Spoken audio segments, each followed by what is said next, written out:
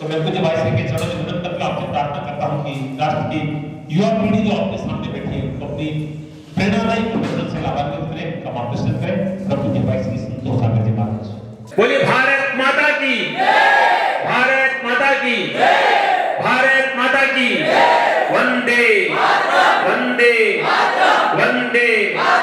संकल्प करना है सबको कि आज जो उपहार भाई सागर जी महाराज ने प्रदान किया है हम उसको पढ़ेंगे और अपने जीवन में उतारेंगे, क्योंकि जैसा भी बता रहे थे महाराज ने कि ये वो ग्रंथ है जो भगवान कृष्ण ने, वो संदेश है जो भगवान कृष्ण ने अपने सखा अर्जुन को उस समय बताया जब वो युद्ध में हार गए, हताश हो गए, हथियार डाल दिए, निराश होकर रथ के पीछे जाकर बैठ गए। तब उनमें आत्मविश्वास का, आत्मबल का संचार करने के लिए भगवान कृष्ण ने अपने सखा को ये संदेश दिया, जिसको आत्मसात करके अर्जुन ने अपने लक्ष्य को प्राप्त किया और महाभारत में विजय दर्ज की। ठीक उसी तरह से आज ये किताब पढ़ेंगे, अपने जीवन में उतारेंगे और सहजता से अपने लक्ष्य को प्राप्त करेंगे, राष्ट्र और समाज की सेवा करेंगे। बोलो भारत माता की जय। बोलिए भारत माता की।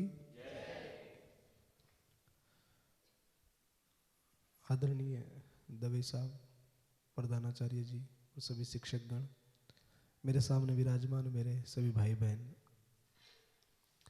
आप सभी को मेरा प्रणाम। जालोर की धरती पर पहली बार मुझे आने का अवसर मिला है और जैसा कि आपने अभी सुना,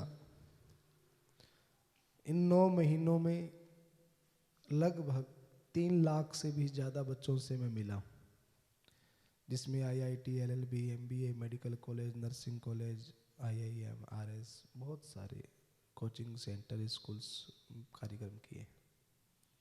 और इस यात्रा का एकमात्र उद्देश्य है हमारी आने वाली जनरेशन में सही ज्ञान का संचार होना। हम आप सब जानते हैं, इस दुनिया में किसी भी व्यक्ति का अगर सबसे सच्चा कोई मित्र है, सच्चा साथी, मित्र, तो वो कौन हो सकता है? उसका ज्ञान। आपका ज्ञान ही आपका सच्चा साथी और सच्चा मित्र हो सकता है।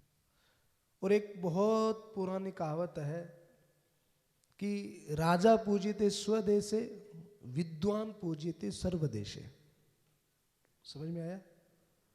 एक राजा जिसके पास में बहुत बड़ा किंगडम है, राज्य है, सेना, आयुध, अस्त्र शस्त्र सब है, पर उसकी पूजा कहाँ होती है? स्वदेश, उसी के राज्य में। पर जो विद्वान है, जिसके पास ज्ञान है, नॉलेज है, उसकी पूजा, वो जहां जाएगा वहां पर उसकी पूजा होगी।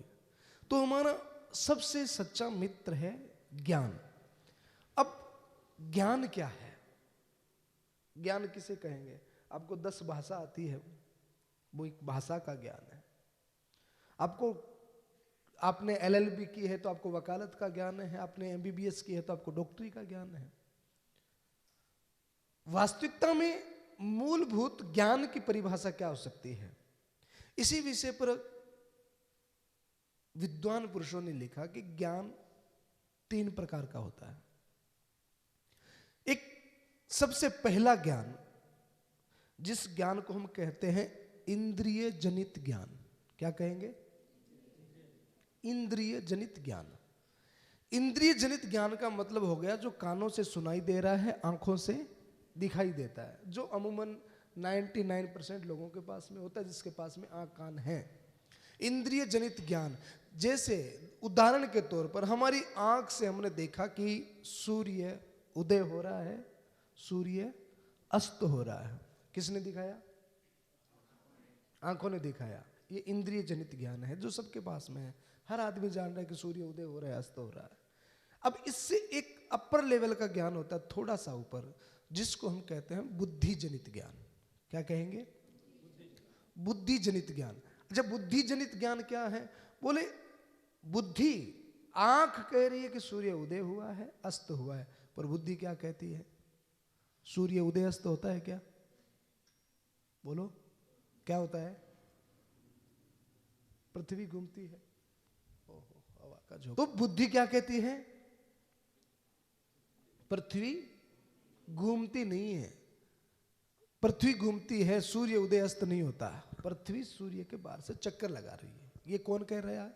बुद्धि कह रही है। अब इसके बाद में एक तीसरा ज्ञान होता है जिसको हम कहते हैं आत्मज्ञान।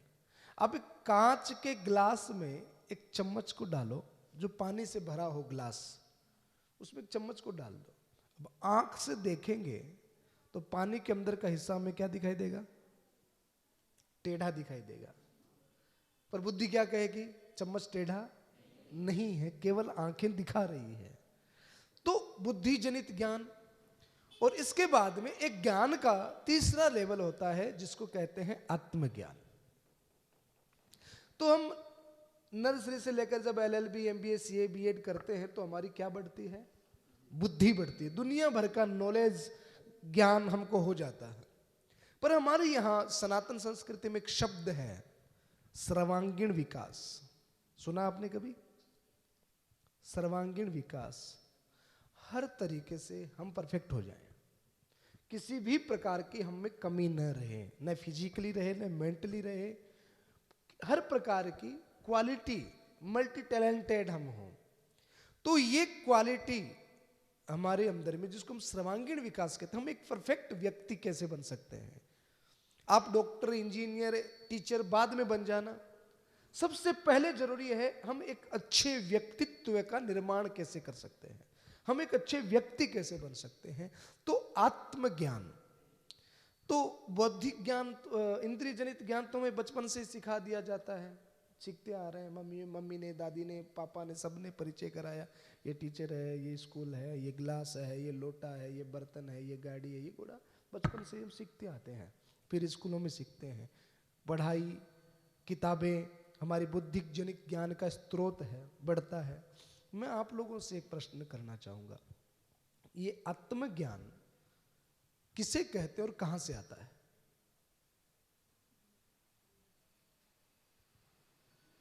किसी के पास जवाब है बच्चों में? हाँ बोलो भाई।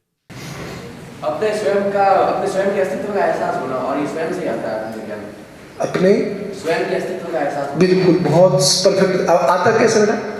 स्वयं से आता है, स्वयं ध्यान से आता है, स्वयं के ध्यान से आता है। ध्यान लगाते हैं स्वयं से। ये ज्ञान में कोई प्रदान नहीं कर सकता जब तक हम स्वयं इस ज्ञान को प्राप्त करने की इच्छुक ना रहे। प्रदान नहीं कर सकता ऐसा नहीं है। श्री कृष्ण ने अर्जुन को प्रदान किया था, और आज भी भारत में बहुत सारे गुरु अपने शिष्यों को, जो भटके हुए उनको आत्मज्ञान, और बहुत सारे धार्मिक ग्रंथ जो है हमें आत्मज्ञान की तरफ प्रेरित करते हैं। बाकी आपने बहुत ही परफेक्ट और सटीक, आपका क्या नाम है? दर्शन। दर्शन, आपने बिल्कुल आत्मज्ञान का दर्शन करा दिया हमें। Thank you.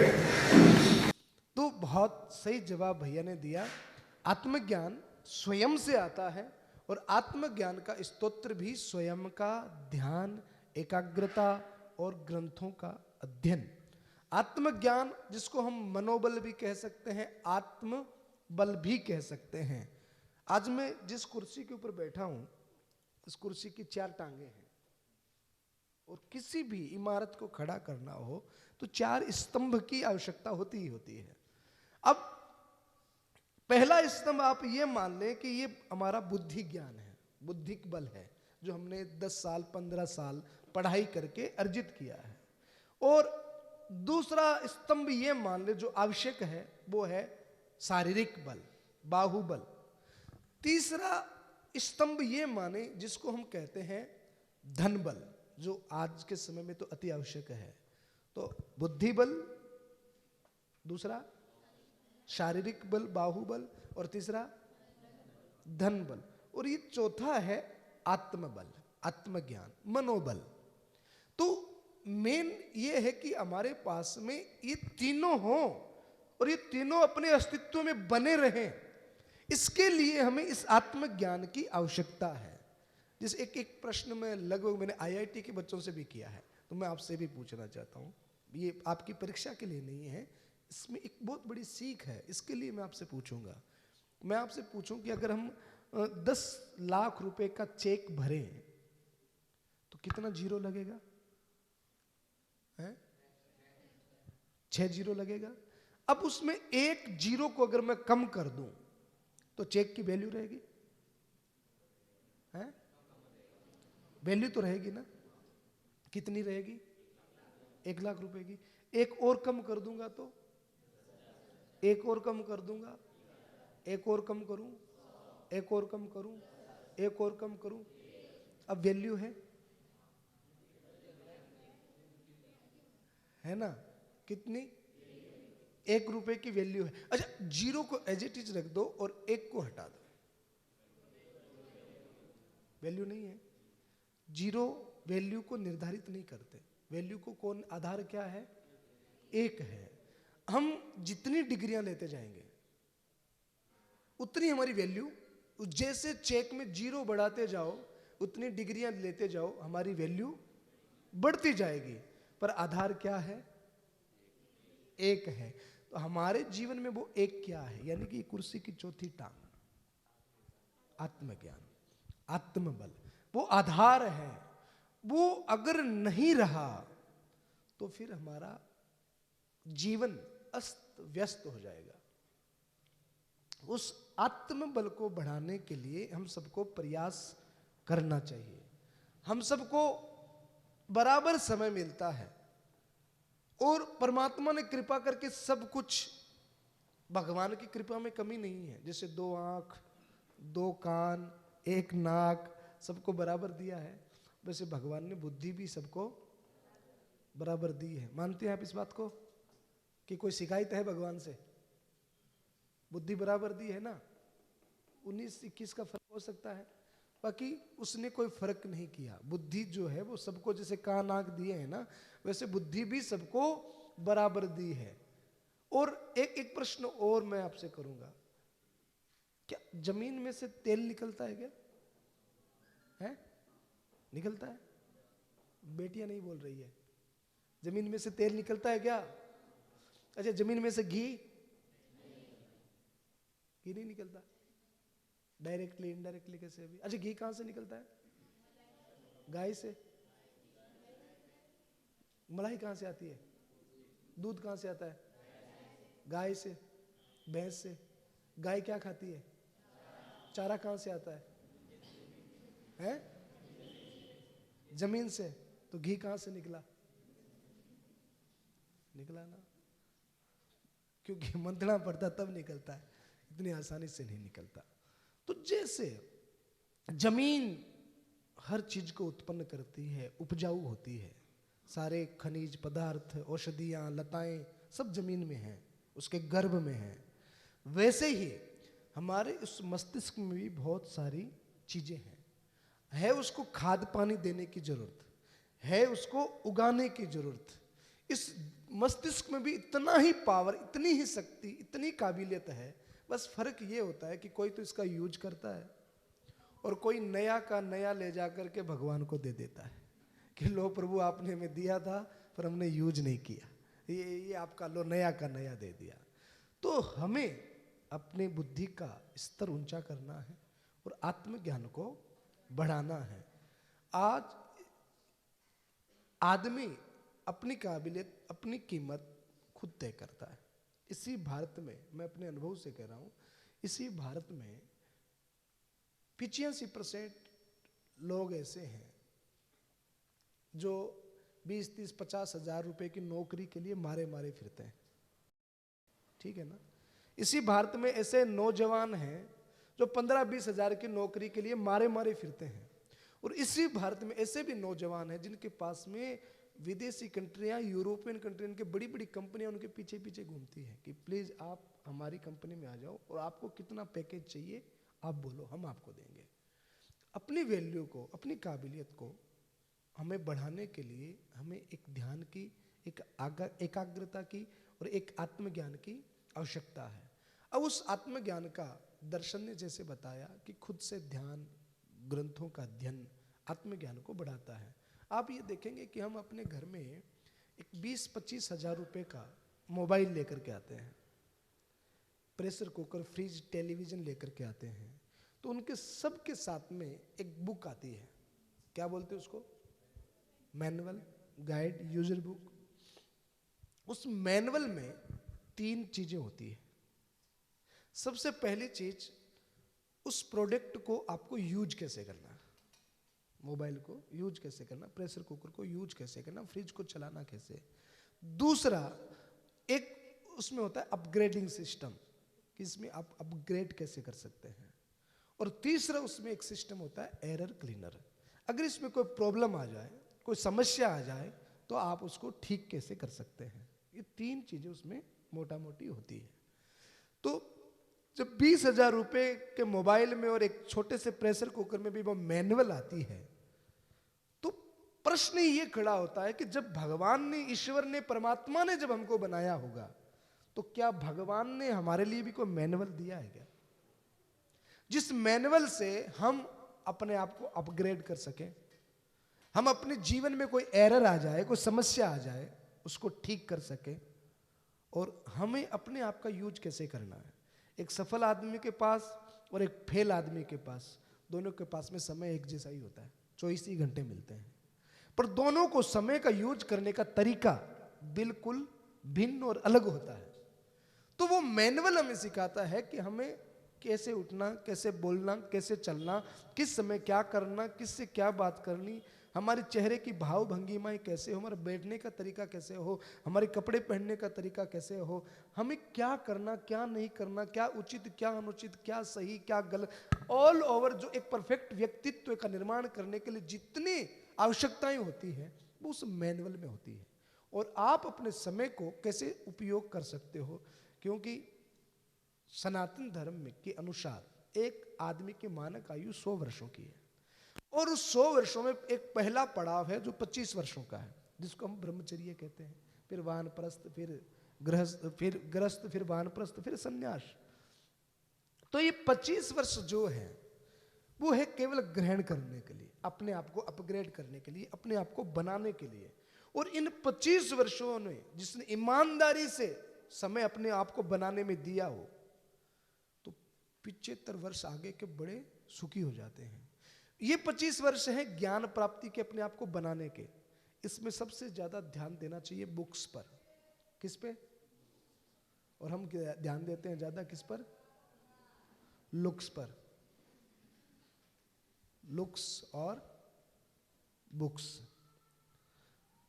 अभी आपको आश्चर्य होगा, अभी 31 दिसंबर, कल अखबार के एक हेडलाइन में पढ़ रहा था, और 31 दिसंबर को इस भारत में जो ज्ञानियों का देश कहलाता, भारत का मतलब क्या होता है पता है?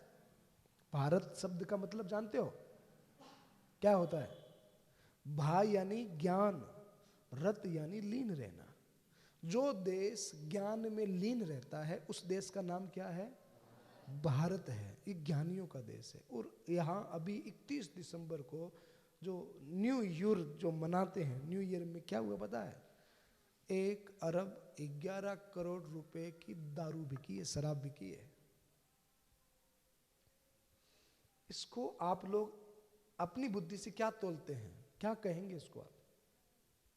क्या ये अच्छा है?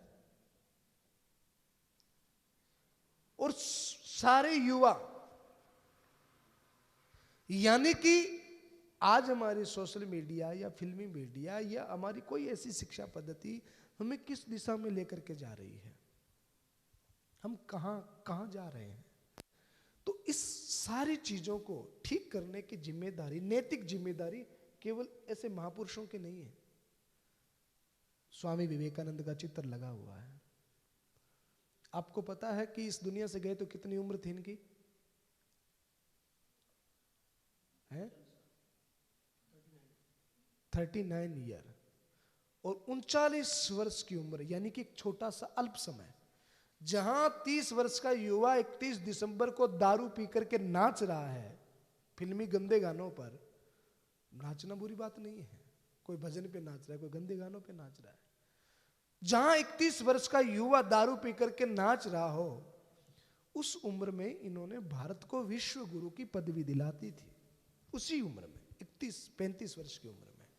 और पूरे विश्व में ऐसा कोई नहीं है जो स्वामी विवेकानंद को नहीं जानता है। तो इसके लिए लुक्स पे ध्यान न दे करके अभी हमें किस पे ध्यान देना है? बुक्स पे। बुक्स केवल स्कूल में जो पढ़ाई कर रहे हैं वो नहीं, अन्य और भी अपने आप को निर्माण करने के लिए और अपने आप को इस काबिल बनाने के लिए एक पुरानी फिल्म का एक डायलॉग है अमिताभ बच्चन का, आप सब जानते होंगे कि हम जहां खड़े होते हैं, डायलॉग तो जानते हैं, पर वो लाइन शुरू करने के लिए बहुत मेहनत करनी पड़ती है। हाँ। इतनी उत्सुकता थी, अगर मैंने पूछा ना कि स्वामी विवेकानंद की उम्र क्या थी, इतनी फटाफट आप जवाब देते तो मुझे बड़ी खुशी होती। तो लाइन कहाँ से शुरू होती है? जहां हम खड़े होते हैं। तो उसके लिए आत्मज्ञान की आवश्यकता है। तो मैं सिर्फ इतना कहने आया हूँ। मेरा समय 10 बजे से 11 बजे तक का था, 11 बज रहे हैं, और मैं सिर्फ आप लोगों से इतना निवेदन कर रहा हूँ कि मैं 10 महीने से इस यात्रा में चल रहा हूँ। आज आपको मैं इतनी अच्छी बात बता रहा हूँ, हम अच्छी चर्चा कर रहे हैं, तो मुझे इससे कोई लाभ नहीं है। आप क्या खाएं, क्या पिए, किस रास्ते पे जाएं, मुझे क्या फर्क पड़ने वाला है? मेरा तो आपसे कोई रिश्ता नहीं है। तो फिर मैं क्यों यहाँ पर आपके पास में आया, क्यों आपको ये अच्छी अच्छी बातें बता रहा हूँ? इसलिए कि अगर कोई मुझसे पर्सनली पूछे कि आप सबसे ज़्यादा प्यार किससे करते हैं, तो मैं सबसे ज़्यादा प्यार मेरे युवाओं से करता हूँ, जो मेरे भारत के युवा हैं। क्योंकि आगे चल कर के मेरे देश का निर्माण यही करने वाले हैं, मेरे राष्ट्र का निर्माण आप सब करने वाले हैं। तो युवा वो है जो आकर्षक हो, युवा वो है जो कुछ नया परिवर्तन कर सके, युवा वो है जो कुछ नया सर्जन कर सके, युवा वो है जिसके अंदर में ऊर्जा है, ताकत है, पावर है, कुछ करने की क्षमता है। अगर एक 20-25 वर्ष का युवा भी अगर कुछ नए करने की उसके अंदर में काबिलियत है, तो वो वृद्ध है, वो बूढ़ा है। और एक 80 वर्ष का आदमी भी कुछ नया सर्जन करता है, कुछ करने की ताकत उसमें है, तो वो युवा है।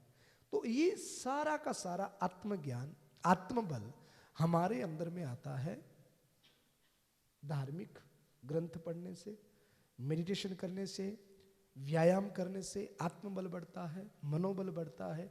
तो एक मैनुअल, एक ऐसी किताब हमारे महाराज जी के हाथ में है, ये किताब, क्या नाम है इसका? किस किस के घर में है? 2, 3 हाथ, 4 हाथ। आपके घर में नहीं है बेटा? नहीं है? होगी? आपके घर में नहीं है गीता? आपके घर में? निश्चित आप सबके घर में है, पर हमें फुर्सत ही नहीं मिली। हमें ये पता ही नहीं है कि ये हमारे पढ़ने की चीज है। गीता, अच्छा गीता किसने लिखी, किसने कही है? बेटियां तो बिल्कुल नहीं बोल रही है। घर पे इतना कम बोलती हो आप, बोलो ना। श्री कृष्ण ने किसको कही? हाँ, ये बात श्री कृष्ण ने किसको कही? अर्जुन को कही। अब एक प्रश्न का और जवाब दे दो, क्यों कही?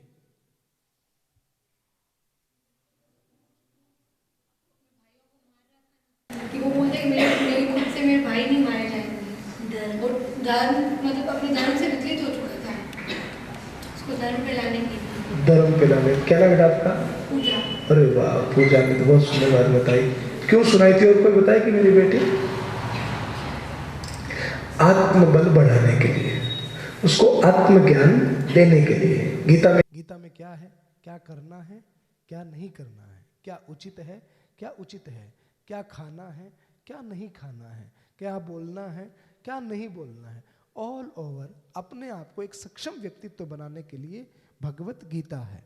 ये दुनिया का सबसे बड़ा मैनुअल है। और आपको आश्चर्य होगा, आप सब पढ़े लिखे हो, घर जाकर के मोबाइल में गूगल करके सर्च करना, दुनिया के 128 देशों में टॉप यूनिवर्सिटीज में एकमात्र ग्रंथ पढ़ाया जाता है, इटालियन, चाइनीज, फ्रांसीज, उर्दू, संस्कृत, हिंदी।